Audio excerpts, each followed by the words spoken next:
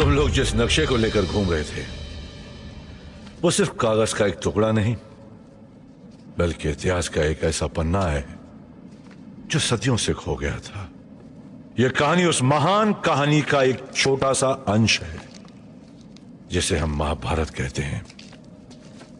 इतिहास जब भी सबसे सुरमा योद्धा का नाम लेगा तो वो होगा कृष्ण के चहेते अर्जुन का।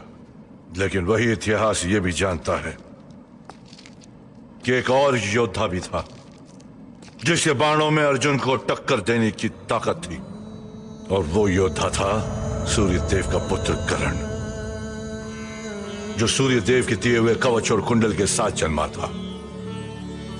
ऐसे कवच और कुंडल जिनके दिव्य वरदान ने कर्ण के बाजुओं में इतना बल भर दिया कि देवता भी उसकी ताकत के सामने कांपते थे, जिनकी शक्ति इतनी थी कि ब्रह्मांड के तीनों लोकों में ऐसा कोई अस्त्र नहीं बना था जो कर्ण के शरीर से उसकी आत्मा को अलग कर सके। क्योंकि जब तक सूर्य देव का आशीर्वाद सूर्य की किरणें या चंद्रमा की रोशनी बनकर कवच और कुंडल को शरण दे रहा था, उनका पुत्र अमर था।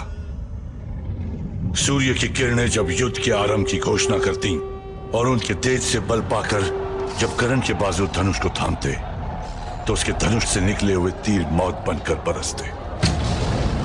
कर्ण के इस वरदान का कहर जब पांडवों की सेना पर टूटा तब कृष्ण को एहसास हुआ कि कर्ण की शक्ति का जवाब रणभूमि में देना असंभव था। वो जानते थे कि कर्ण दानवीर था और स्नान के बाद भिक्षा में जो कुछ भी कर्ण से मांगा जाता वो उसे देने से इनकार नहीं करता। तब कृष्ण ने भेजा इंद्रदेव को। इंद्रदेव ने रूप लिया एक ब्राह्मण का और कर्ण से उसका कवच और कुंडल मांगा। इंद्रदेव की ये चतुराई कर्ण ने पहचान ली, लेकिन फिर भी उस दानवीर ने उन्हें कवच और कुंडल देकर महाभारत के युद्ध की काया पलट दी। इस घटना के बाद ना ही कोई ग्रंथ ना ही कोई गाथा दोबारा कभी कवच का वर्णन करती है, परंतु कुछ कहानियां ऐसी भी होती हैं जो लिखी नहीं पुश्तों से बताई जाती है। और ऐसी ही एक कहानी ये थी कि स्वर्ग तक जाने से पहले इंद्रदेव ने धरती पर हिमालय के पर्वतों में एक समाधि बनाई जहां कर्ण का कवच और उसके कुंडल हमेशा के लिए रख दिए गए। बनते बनते